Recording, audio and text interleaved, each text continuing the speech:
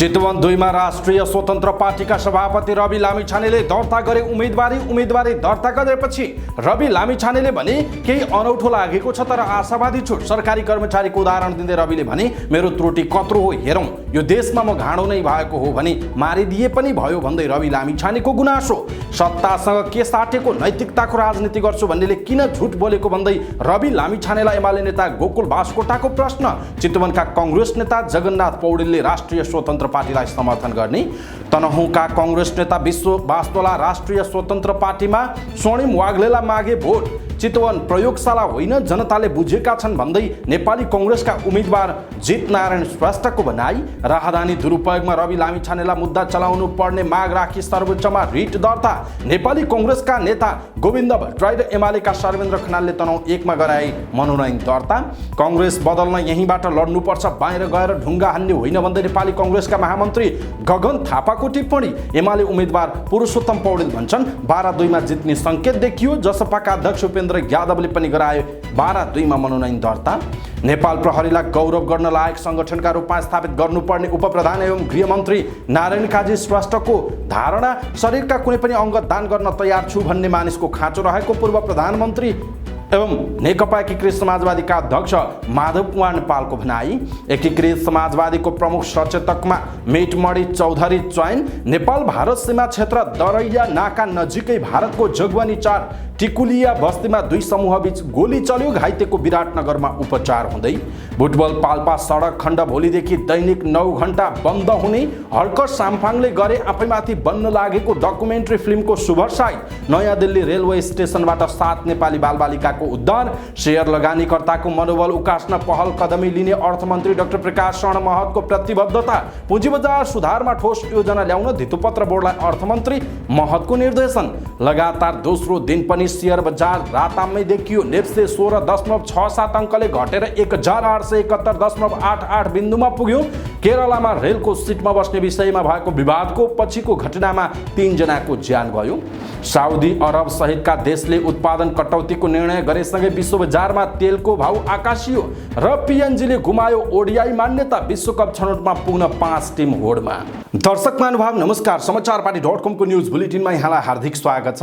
म प्रहलाद चन्द्र घिमिरे सदाको झैं आज पनि हामी उपस्थित भएका छौं। आज दिनभरिका महत्त्वपूर्ण समाचार, ब्रेकिङ न्यूज अपडेट लगायत तपाईलाई काम लाग्ने हेर्नै पर्ने महत्त्वपूर्ण खबरहरू लिएर हाम्रो मेहनतका लागि यो भिडियोमा एउटा लाइक अवश्य गर्नुहोला। दर्शक महानुभाव पल पलको न्यूज अपडेटका लागि हाम्रो च्यानललाई तपाईले अहिलेसम्म सब्स्क्राइब गर्नु भएको छैन भने कृपया सब्स्क्राइब गर्नुहोस् अनि नजिकै आउने बेल आइकनलाई क्लिक गर्नुहोला। हामीलाई कहाँबाट हेर्दै हुनुहुन्छ त्यो कुरा तलको कमेन्ट बक्समा कमेन्ट गर्नुहोला। हाम्रो प्रस्तुति कस्तो लाग्दैछ त्यो कुरा पनि तलको कमेन्ट बक्समा कमेन्ट गर्नुहोला। आउनुहोस् दर्शक महानुभाव आजका महत्त्वपूर्ण समाचार सुरु गरौं। वैशाख 10 मा हुने उपनिर्वाचनका लागि आज उम्मेदवार दर्ता भएको प्रसंगबाट। राष्ट्रिय स्वतन्त्र पार्टी रासपाका सभापति रवि लामिछानेले उपनिर्वाचनबाट उत्साहित र आशावादी रहेको बताउनुभयो। चितवन क्षेत्र नम्बर 2 मा हुने उपनिर्वाचनका लागि आज बिहान उम्मेदवारी दर्ता गराएपछि उहाँले विगतमा पनि यही प्रक्रियाबाट निर्वाचित भएको र अहिले फेरि त्यही प्रक्रिया अपनाउँदा केही अनौठो लागे पनि आफू आशावादी रहेको बताउनुभयो। उहाँले जीवनमा यस्ता किसिमका परिस्थितिहरूको सामना गर्दा केही अनौठो लागेको बताउनु भएको छ। मतान्तर कति होला भन्ने प्रश्नमा उहाँले यो निर्वाचनपछि मात्र थाहा हुने बताउनुभयो। गत मक्सिर 4 को प्रतिनिधि सभा निर्वाचनमा रवि चितवन 2 बाट निर्वाचित हुनु भएको थियो, तर नागरिकता सम्बन्धी विवादका कारण सर्वोच्च अदालतले उहाँको सांसद पद खारेज गरिदिएको थियो। त्यसैले आगामी वैशाख 10 गते यहाँ उपनिर्वाचन हुन लागेको छ।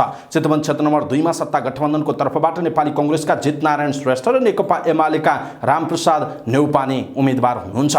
यसैबीच रासपा सभापति लामिछानेले आफूले गरेको त्रुटि कत्रो हो भन्ने कुरा हेरिदिन आग्रह गर्नुभएको छ। आगामी वैशाख 10 गते हुने उपनिर्वाचनका लागि चितवन 2 मा उम्मेदवारी मनोनयन गराएपछि उहाँले न्यायमूर्तिबाट विवेक प्रयोग हुने विश्वास व्यक्त गर्नुभएको हो। यसैबीच मनोनयन दर्ता अघि सञ्चारकर्मीहरूले रविलाई घेरेर केही प्रश्न सोध्न भ्याएका छन्। सञ्चारकर्मीहरूको प्रश्न मूलतः अदालतमा उनी विरुद्ध दायर गर्न लागिएको पासपोर्ट दुरुपयोगको मुद्दासँग सम्बन्धित थियो। यस विषयमा रविले आफ्नो प्रष्टीकरण मात्र दिएनन्, आक्रोश र दिगदारी पनि व्यक्त गरे। आफूले हरेक न्यायिक प्रक्रियालाई स्वीकार्दै र स्वीकार्दै आइरहेको उनको भनाइ छ, तर अनाहकमा दुःख दिन खोजिएको प्रति उहाँले खेद व्यक्त गर्नुभयो। रविले भन्नुभयो अदालतको पूर्ण पाठमा नै लेखिएको छ कि 2018 मा त्यागिसकेको भनेर लेखिएको छ, त्यसलाई पनि कसैले व्याख्या गर्छ भने यदि यो देशमा म घाँडो नै भएको हुँ भने त मारिदिए पनि भइहाल्यो, त्यो एउटा उपाय त छ नि, अरू त उहाँको भनाइ छ। पत्रकारले रविलाई तपाईको उम्मेदवारीमा कुनै कानुनी उल्झन हुन्छ कि हुँदैन भनेर प्रश्न सोधेका थिए। उहाँले जवाब दिनुभयो, मैले कानुनी उल्झन केही देखेको छैन, के छ र यसमा बाँकी, तर कसैले कसैलाई चाह्यो भने यो देशमा मैले तपाईँलाई चाहे भने 5 दिन कस्टडी गरेर 100वटा मुद्दा ठोकिदिन सक्छु। मलाई धोखाइ दिने, खत्तमै पार्ने भनेर भयभरका सारा शक्ति लागेर सक्नै पर्ने पात्र हो कि होइन थाहा छैन। के त्यस्तो अपराध गरेको छु थाहा छैन। होइन भने मैले न्यायिक र अदालती प्रक्रियाबाट टुङ्गिसकेको कुराहरूलाई न मेरो कुनै पावर छ न पहुँच छ, न म मुद्दा प्रभावित पार्न सक्छु। मसित केही छ त्यही भनेको जनता हुन्, सबैभन्दा शक्तिशाली भनेको सार्वभौम जनता हुन्, रविको भनाइ छ। दर्शक महानुभाव, रवि लामिछानेको यो भनाइप्रति तपाईँको धारणा के छ? आफ्नो धारणा तलको कमेन्ट बक्समा कमेन्ट गर्नुहोला। र खास गरी अझै पनि मलाई चाहिँ दुःख दिने हो, त्यो खालको हैरानीबाट म गुज्रिरहेको छु र अब मलाई गर्न के नै बाँकी छ र मारिदिए नै भइहाल्यो भन्ने सम्मको स्थितिमा रवि लामिछानेले आफ्ना धारणाहरू आज उम्मेदवारी दर्ता भएको दिन भन्नुभएको छ। तपाईँलाई के लाग्छ? आफ्नो धारणा तलको कमेन्ट बक्समा कमेन्ट गर्नुहोला। नेकपा एमालेका पोलिट ब्युरो सदस्य तथा पूर्व मन्त्री गोकुल बास्कोटाले चितवन 2 मा एमालेलाई नजिताउने हो भनी केही समयपछि उही कथा दोहोरिने भन्दै रवि लामिछाने विरुद्धको अर्को मुद्दातर्फ सङ्केत गर्नुभयो। चितवन 2 मा एमाले उम्मेदवार राम न्यौपानेको मनोनयन अघि आयोजित सभालाई सम्बोधन गर्दै नेता बास्कोटाले निष्ठाको राजनीति गर्छु भन्नेले झुठो बोलेको पनि देखियो भन्दै फेरि चुनावको मौका दिएकोमा लामिछानेलाई धन्यवाद भन्नुभयो। बास्कोटाले चितवनका जनताले गल्ती गर्दा अलि पछि फेरि उही कथा दोहोरिने भन्दै विवेक प्रयोग गरेर मतदान गर्नुपर्ने बताउनु भयो। बास्कोटाले चितवन वामपन्थीहरूको किल्ला र मदन भण्डारीले शहादत पाएको जिल्ला समेत भएको भन्दै चितवन 2 मा वामपन्थी उम्मेदवार राम न्यौपाने मात्र भएकाले माओवादी र नेकपा यसले पनि सहयोग गर्नुपर्ने बताउनु भएको छ। वाम एकताको वातावरण बनाउने हो भने अरूको भरिया नबन्न र वामपन्थीको झड्डा बोक्न पनि उहाँले आग्रह गर्नुभयो। चितवनका पुराना कांग्रेसका नेता जगन्नाथ पौडेलले राष्ट्रिय स्वतन्त्र पार्टी रासोपाका उम्मेदवार रवि लामिछानेलाई समर्थन गर्ने घोषणा गर्नुभएको छ। रवि चितवन क्षेत्र नम्बर 2 मा हुने उपनिर्वाचनको उम्मेदवार हुनुहुन्छ। कांग्रेसले पूर्व जिल्ला सभापति जितनारायण श्रेष्ठलाई उम्मेदवार बनाएको छ। पौडेलले पत्रकारहरूलाई प्रतिक्रिया दिँदै आफ्नो समर्थन रासोपालाई रहने बताउनुभयो। पौडेल रवि लामिछानेसँगै निर्वाचन अधिकृतको कार्यालय पुग्नु भएको छ। पत्रकारहरूको प्रश्नमा उहाँले पार्टी नै प्रवेश गर्ने कुरा अहिले नभएको र अहिले चुनावका लागि समर्थन मात्र भएको बताउनुभयो। स्थानीय तह निर्वाचन र प्रतिनिधि सभा निर्वाचनमा पौडेल पार्टीको आधिकारिक निर्णय विरुद्ध चुनाव लड्नु भएको थियो। उहाँले आफू स्वतन्त्र प्रेमी भएको बताउँदै आउनु भएको छ। नेपाली कांग्रेस तनहुँका पूर्व जिल्ला सचिव विश्वनाथ बास्तोला राष्ट्रिय स्वतन्त्र पार्टीमा लाग्नु भएको छ। राष्ट्रिय स्वतन्त्र पार्टीबाट मनोनयन दर्ता गराउने तयारीमा रहनुभएका स्वर्णिम वाग्लेको पक्षमा उहाँले मत माग्नु भएको छ। 1 वर्ष अघि भएको स्थानीय तह चुनावमा कांग्रेस त्याग्नुभएका उहाँले मक्सिरको चुनावमा रामचन्द्र पौडेल विरुद्ध बागी उम्मेदवारी हाल्नु भएको हो। उहाँले त्यो उम्मेदवारी फिर्ता लिए पनि पौडेललाई सघाउनु भएन। त्यस्तै गण्डकी प्रदेशका पूर्व ऊर्जा मन्त्री हरिशरण आचार्य पनि वाग्लेको पक्षमा खोल्नु भएको छ। आचार्य छिमेकी जिल्ला गोर्खाका हुनुहुन्छ। मनोनयन दर्ता अघि भएको कोण सभामा बास्तोला र आचार्य रासोपाको पक्षमा खोल्नु भएको हो। तनहुँ 1 बाट प्रतिनिधि सभा सदस्यका लागि राष्ट्रिय स्वतन्त्र पार्टी रासोपाबाट अर्थविद डाक्टर स्वर्णिम वाग्लेले उम्मेदवारी दर्ता गराउनु भएको छ। सोमबार मुख्य निर्वाचन अधिकृतको कार्यालय पुगेर डाक्टर वाग्लेले उम्मेदवारी दर्ता गराउनु भएको हो। वाग्लेको प्रस्तावकमा विश्व बास्तोला र समर्थकमा डाक्टर रूपक घिमिरे रहनु भएको छ। वाग्ले केही दिन अघि मात्र कांग्रेस छोडेर रासोपा प्रवेश गर्नु भएको हो। वाग्लेको मनोनयनमा राष्ट्रिय स्वतन्त्र पार्टीका सभापति रवि लामिछाने पनि पुग्नु भएको थियो। यसअघि उक्त क्षेत्रमा नेपाली कांग्रेसको तर्फबाट गोविन्द भट्टराई, नेकपा एमालेको तर्फबाट पूर्व आइजिपी सर्वेन्द्र खनाल, नेपाल मजदुर किसान पार्टीतर्फ रामप्रसाद प्रजापति र राष्ट्रिय जनमुक्ति पार्टीको तर्फबाट पूर्णबहादुर राणा, मंगोल नेशनल अर्गनाइजेसनका प्रेम बहादुर थापा र राष्ट्रिय प्रजातन्त्र पार्टीकी शोभा गुरुङले उम्मेदवारी दर्ता गराइसक्नु भएको छ। गत मक्सिरमा भएको निर्वाचनमा निर्वाचित नेपाली कांग्रेसका नेता रामचन्द्र पौडेल राष्ट्रपति भएपछि उक्त क्षेत्र खाली छ। उक्त क्षेत्रमा वैशाख 10 गतेका लागि उपनिर्वाचन तोकिएको छ।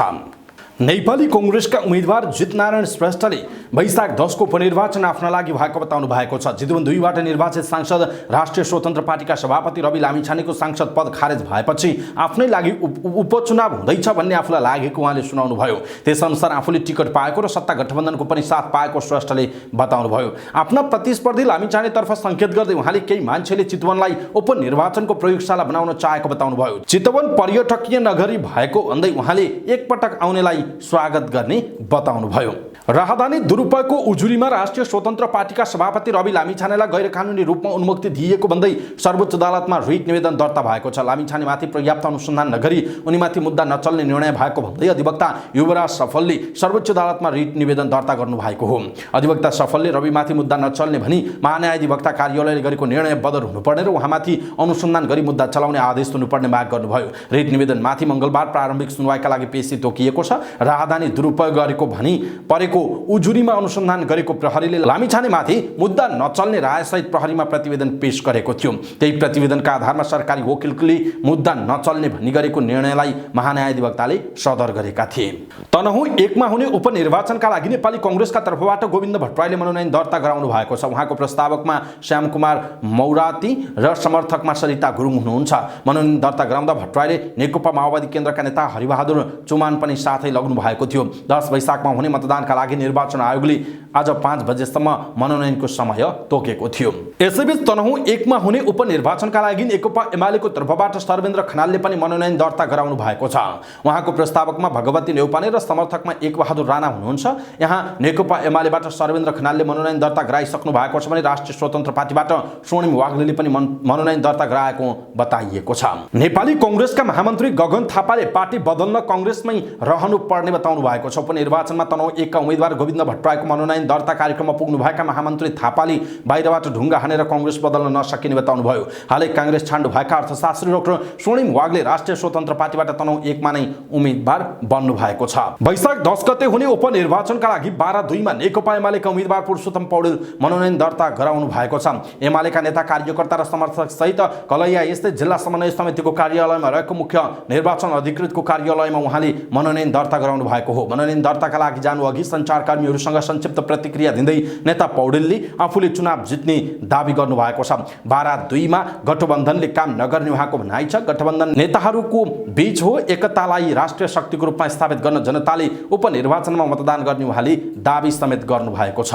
जनता समाजवादी पार्टीका अध्यक्ष उपेन्द्र यादवले समर्थकहरूसहित 12/2 मा उम्मेदवारी दर्ता गराउनु भएको छ। वैशाखमा हुने उपनिर्वाचनका लागि उहाँले कलैया स्थित जिल्ला समन्वय समितिको कार्यालयमा स्थापना गरिएको मुख्य निर्वाचन अधिकृतको कार्यालयमा पुगेर मनोनयन दर्ता गराउनु भएको हो। मनोनयन दर्ताका लागि मुख्य निर्वाचन अधिकृतको कार्यालय प्रवेश गर्नुअघि उहाँले सञ्चारकर्मीहरूलाई संक्षिप्त प्रतिक्रिया दिँदै 12 को जनताले बोलाएपछि उनीहरूको सम्मानमा चुनाव लड्न आएको बताउनुभयो। यादव गत मक्सिरको चुनावमा 70/2 मा जनमत पार्टीका अध्यक्ष सीके राउतसँग पराजित हुनु भएको हो। यो क्षेत्रमा एमालेबाट पुरुषोत्तम पौडेल, जनमत पार्टीबाट शिवचन्द्र कुशवाहा र रासोपाबाट रमेश खरेलले उम्मेदवार दिनु भएको छ। उपप्रधानमन्त्री तथा गृहमन्त्री नारायण काजी श्रेष्ठले नेपाल प्रहरीलाई गौरव गर्न लायक संगठनका रूपमा स्थापित गर्न जरुरी रहेको बताउनुभयो। उहाँले गैर कानुनी क्रियाकलाप रोक्न प्रहरी समक्ष सक्षम हुनुपर्ने भन्दै नेपाली जनताले नेपाल प्रहरीलाई नयाँ रूपमा देख्न पाउनुपर्ने बताउनुभयो। जनतालाई सेवा दिन राज्यका सबै संयन्त्र लाग्नु पर्नेमा उपप्रधानमन्त्री श्रेष्ठले जोड दिनुभयो। राजनीतिक परिवर्तन र नयाँ प्रकारको लोकतन्त्रको मर्मअनुसार जनतालाई सेवा सुविधा दिन राज्यका निकायहरू क्रियाशील हुनुपर्नेमा उपप्रधानमन्त्री श्रेष्ठको जोड छ। कार्यक्रममा प्रहरी महानिरीक्षक वसन्तबहादुर कुँवरले निर्देशनका लागि उपप्रधानमन्त्री तथा गृहमन्त्री प्रति कृतज्ञता ज्ञापन गर्नु भएको छ। नेकपा एकीकृत समाजवादीका अध्यक्ष माधव कुमार नेपालले अरूको जीवन बचाउन आफूले गर्न सक्ने सबै कुरा दान गर्ने मानिसको खाँचो रहेको बताउनुभयो। सोमबार पार्टी केन्द्रीय कार्यालय आलोकनगरमा युवा संघ नेपाल केन्द्रीय निर्वाचन आयोगले स्टालिन जयन्तीको अवसरमा आयोजना गरेको रक्तदान कार्यक्रमलाई सम्बोधन गर्दै अध्यक्ष नेपालले यस्तो बताउनु भएको हो। उहाँले मानव जातिका लागि रगतको आवश्यकता महत्त्वपूर्ण रहने बताउनुभयो। अध्यक्ष नेपालले कार्यक्रममा उपस्थित युवाहरूलाई रक्तदान गर्न समेत अपील गर्नु भएको थियो। यसैबीच नेकपा एकीकृत समाजवादीको प्रमुख सचेतकमा मेटमणि चौधरी चयन हुनु भएको छ। एकीकृत समाजवादीका संसदीय दलको नेता माधव कुमार नेपालले सांसद चौधरीलाई प्रमुख सचेतकमा मनोनयन गर्नु भएको हो। सोमबार बसेको संसदीय दलको बैठकले सुझाव समेतका आधारमा पूर्व मन्त्री समेत रहनुभएका चौधरीले प्रमुख सचेतकको जिम्मेवारी प्राप्त गरेको एकीकृत समाजवादीका सांसद भानुभक्त जोशीले जानकारी दिनुभयो। एकीकृत समाजवादीबाट यसअघि प्रमुख सचेतकको जिम्मेवारीमा सांसद प्रकाश ज्वाला हुनुहुन्थ्यो। ज्वाला भौतिक पूर्वाधार तथा यातायात मन्त्री बनेपछि चौधरीलाई प्रमुख सचेतकको जिम्मेवारी दिइएको हो। सांसद चौधरी दाङ क्षेत्र नम्बर 1 बाट निर्वाचित सांसद हुनुहुन्छ। सीमावर्ती क्षेत्रमा दुई समूहबीच झडप हुँदा गोली चलेको छ। नेपाल भारत सीमा क्षेत्र दरैया नाका नजिकै भारतको जोगबनी 4 टिकुलिया बस्तीमा दुई समूहबीच गोली हानाहान भएको हो। प्रहरी स्रोतका अनुसार सोमबार बिहान 4 बजी भारतीय लागु औषध कारोबारी बीच गोली हानाहान भएको हो। एउटा समूहको प्रहारबाट अर्को समूहका सदस्य टिकुलिया बस्तीका 37 वर्षीय अंकित सिंह घाइते भएको उल्लेख छ।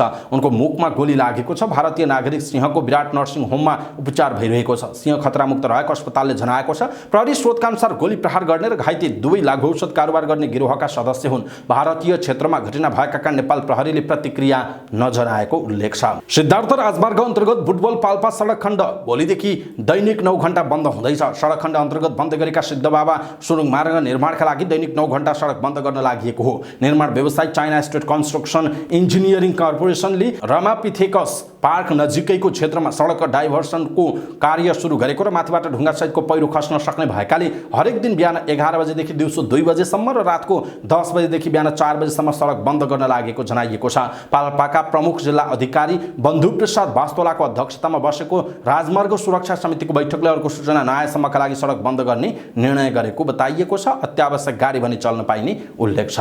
नयाँ दिल्ली रेलवे स्टेसनबाट 7 जना नेपाली बालबालिकाको उद्धार भएको छ। एक हप्ता लामो विशेष उद्धार अभियानबाट 7 जना नेपाली बालबालिकाको उद्धार भएको हो। बाल कल्याण समिति सहित सलाम बालक प्रयास संस्था, साथी संस्था, child line 1098, railway authority, RPF र जीआरपी को संयुक्त पहलमा गएको मार्च 27 देखि अप्रेल 2 सम्म गरिएको संयुक्त उद्धार अभियानमा नेपाल, बंगलादेश र भारतका विभिन्न राज्यबाट दिल्ली पुगेका झण्डै 400 जना बालबालिकाको उद्धार गरिएको अभियानमा लागेका उद्धारकर्मीहरूले बताएका छन्। नयाँ दिल्ली रेलवे स्टेसनका विभिन्न प्लेटफर्म, रेलवे स्टेसनका प्रवेश र निकास द्वारमा खटिएका उद्धारकर्मीले बालबालिकाको उद्धार गरेका हुन्। कार्यक्रममा बोल्दै दिल्ली सरकार अन्तर्गत बाल कल्याण समितिका अध्यक्ष वरुण पाठकले 7 दिनमा 24 घण्टा चलाइएको अभियानमा 7 नेपाली बालबालिकाको उद्धार गरिएको बताउनुभयो। धरान उपमहानगरपालिकाका मेयर हर्क साम्पाङमाथि डकुमेन्ट्री फिल्म निर्माण सुरु भएको छ। हर्क साम्पाङ अ रेभोल्युसन नामक निर्माण गरिने डकुमेन्ट्रीको सोमबार मेयर साम्पाङ आफैले शुभसाइत गर्नुभयो। चलचित्र निर्देशक समाजका महासचिव समेत रहनुभएका अरुण कुमार प्रधानले निर्देशन गर्ने यो फिल्मले मेयर साम्पाङले सञ्चालन गरिरहेको कोकाहा खानेपानी योजना अभियानलाई चित्रण गर्नेछ। स्थानीय सिन्दुरपुच्छा डाँडामा आयोजित समारोहमा मेयर साम्पाङले क्ल्याप पड्काउँदै छायाङ्कन सुरु भएको जनाउ दिनुभयो। शुभसाइत समारोहमा कलाकर्मी र जनश्रमदानमा खटिएका स्थानीयको सहभागिता थियो। मेयरले क्ल्याप पड्काएपछि केही दृश्य खिचिएको निर्देशक प्रधानले बताउनुभयो। सुनसरीको बराहा क्षेत्रमा सञ्चालित कोकाहा खानेपानी योजना अन्तर्गत 35 किलोमिटर लामो पाइप राखेर धरानसम्म खानेपानी ल्याइने योजना छ। अहिलेसम्म 10 किलोमिटर मात्र पाइप बिछाइएको छ। यसका लागि करोडौं रकम जुटिरहेको छ भने सयौंले श्रमदान गरिरहेका छन्। डकुमेन्ट्री फिल्मलाई अन्तर्राष्ट्रिय फिल्म महोत्सवलाई लक्षित गरी निर्माण गरिने निर्देशक प्रधानले बताउनुभयो। अर्थमन्त्री डाक्टर प्रकाश शरण महतले तत्काल शेयर लगानीकर्ताको मनोबल उकास्न आवश्यक पहल कदम लिने प्रतिबद्धता व्यक्त गर्नुभयो। नेपाल उद्योग वाणिज्य महासंघ पुँजी बजार फोरमका सभापति अम्बिका प्रसाद पौडेलको नेतृत्वमा गएको टोलीसँग सोमबार बिहान भएको छलफलका क्रममा अर्थमन्त्री महतले यस्तो प्रतिबद्धता व्यक्त गर्नुभएको हो। छलफलका क्रममा अर्थमन्त्री महतले शेयर लगानीकर्ताको सल्लाह सुझाव लिएर अगाडि बढ्ने र आगामी दिनमा संवादलाई निरन्तरता दिने बताएको अर्थमन्त्रीको सचिवालयले जनाएको छ। छलफलमा लगानीकर्ताको तर्फबाट पौडेलसँगै ब्रोकरसँग मर्चेन्ट बैंकर तथा अरू लगानीकर्ताको समेत उपस्थिति रहेको थियो। मार्जिन ऋणमा 12 करोडको सीमा घटाउन र 150% रहेको जोखिम भार 100% झार्न अर्थमन्त्री महतसँग लगानीकर्ताहरूले आग्रह गरेका छन्। अर्थमन्त्री डाक्टर प्रकाश शरण महतले पुँजी बजार सुधारका लागि ठोस योजना ल्याउन धितोपत्र बोर्डलाई निर्देशन दिनुभएको छ। सोमबार अर्थ मन्त्रालयमा बोर्डका अध्यक्ष रमेश समाल सहितका पदाधिकारीसँग छलफल गर्दै अर्थमन्त्री महतले यस्तो निर्देशन दिनुभयो। उहाँले केही दिनभित्रै पुँजी बजार सुधारका लागि ठोस योजना बनाएर सकारात्मक नतिजा निकाल्ने गरी अगाडि बढ्ने निर्देशन दिनुभएको हो। अध्यक्ष हमालका अनुसार बजारको सुधारका लागि बोर्डले गरिरहेका कामबारे आफूहरूले मन्त्रीलाई ब्रिफिङ गरेको जानकारी दिनुभयो। सो क्रममा स्टार्टअप, साना तथा मझौला व्यवसायमा पुँजीबाट पुँजी परिचालन गरी कसरी आबद्ध गराउन सकिन्छ भन्ने बारे छलफल भएको उहाँले बताउनुभयो। बोर्डसँग थप छलफल गर्ने जानकारी समेत मन्त्रीले गराउनु भएको छ। लगातार दोस्रो दिन शेयर बजार दोहोरो अङ्कले घटेको छ। शेयर बजार परिसूचक नेप्से सोमबार 16.67 अङ्कले घटेर 1071.88 बिन्दुमा झरेको छ। सबै समूहको शेयर घटेकोमा विकास बैंक, माइक्रो फाइनेन्स र बीमा समूहको शेयर उच्च अङ्कले ओह्रालो लागेको छ। बजारसँगै कारोबार र कम्पनी घटेको छ। 260 वटा कम्पनीका 28,29,000 किता शेयर 92 करोड 2 लाख रुपैयाँमा कारोबार भएका छन्। सबैभन्दा धेरै ग्लोबल आइएमई बैंकको 3 करोड 62 लाख रुपैयाँको शेयर किनबेच भएको छ। सोमबार सबैभन्दा धेरै एसियन हाइड्रो पावरको शेयर 5% तथा मायाखोला जलविद्युत र जालपा लघुवित्तको शेयर 4.5%ले घटेको छ। समग्रमा बजार रातामै हुँदा पनि कालिन्चोक दर्शन लिमिटेडको शेयर 10%ले बढेको छ। भारतको केरलामा रेलको सिटमा बस्ने विषयमा भएको विवाद पछिको घटनामा 3 जनाको ज्यान गएको छ। 8 जना घाइते भएका छन्। केरलाको कोझिकोडमा 1 वर्षको बच्चा सहित 3 जनाको रेलवे ट्र्याकमा शव भेटिएको स्थानीय प्रहरीलाई उद्धृत गर्दै भारतीय सञ्चार माध्यमले जनाएका छन्। हिजो रेलको सिटमा बस्न विषयमा 2 जना बीच विवाद हुँदा 1 जनाले अर्का व्यक्तिलाई आगो लगाइएको खबरमा उल्लेख छ। त्यसपछि यात्रुले रेलको आपतकालीन चेन ताने रेलको गति कम हुन थाल्यो। यही मौकामा घटनामा संलग्न व्यक्ति भागेको आशंका गरिएको छ। घटनाको अनुसन्धान भइरहेको भारतीय सञ्चार माध्यमले जनाएका छन्।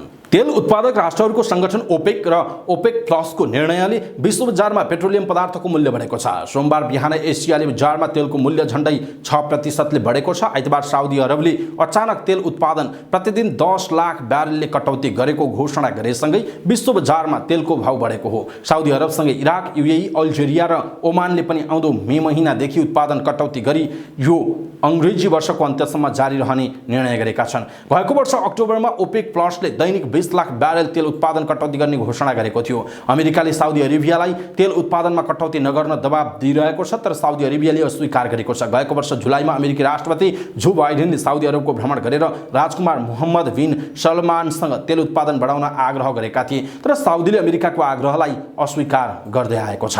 पपुवा न्युगिनी पीएनजीले एक दिवसीय अन्तर्राष्ट्रिय ओडिआई मान्यता गुमाएको छ। नामिबियामा जारी विश्वकप क्वालिफायर प्लेअफमा लगातार 4 खेल हारेपछि पीएनजीले ओडिआई मान्यता गुमाउने पक्का भएको हो। आइतबार भएको खेलमा पीएनजी अमेरिकासँग 117 रनले पराजित भएको थियो। लगातार 4 हारपछि पीएनजी 6 टोली समेत प्लेअफमा अङ्कविहीन हुँदै पुछारमा छ। अङ्क तालिकामा पुछारको 2 स्थानमा रहने टोलीले आइसिसीको अर्को साइकलमा च्यालेन्ज कप खेल्नु पर्नेछ। पीएनजीले अब क्वालिफायर प्लेअफमा क्यानाडासँग अन्तिम खेल खेल्न बाँकी छ। त्यो नै पीएनजीका लागि वर्तमान साइकलको अन्तिम ओडिआई खेल हुने जनाइएको छ। अवस्था दर्शक महानुभाव, समाचारपाटी.com को न्यूज बुलेटिन अहिलेका लागि यति नै। हामीले प्रस्तुत गरेका यी समाचारहरूप्रति तपाईको धारणा के छ? आफ्नो धारणा तलको कमेन्ट बक्समा कमेन्ट गर्नुहोला। हाम्रो मेहनतका लागि यो भिडियोमा एउटा सानो लाइक अवश्य गर्नुहोला। दर्शक महानुभाव, हाम्रो च्यानललाई तपाईले अहिलेसम्म सब्स्क्राइब गर्नु भएको छैन भने कृपया समाचारपाटी.com को यो युट्युब च्यानललाई सब्स्क्राइब गर्नुहोस् अनि नजिकै आउने बेल आइकनलाई क्लिक गर्नुहोला र नोटिफिकेसन इनेबल गरेर अलमा क्लिक गर्नुहोला। पलपलको न्यूज अपडेटका साथ नेपाली समयअनुसार भोलि बिहान 5 बजे, नेपाली समयअनुसार बिहान 5 बजे समाचारपाटी न्यूज बुलेटिनका साथ फेरि हाम्रो भेट हुनेछ। समाचारपाटी हेर्दै गर्नुहोस्। नमस्कार।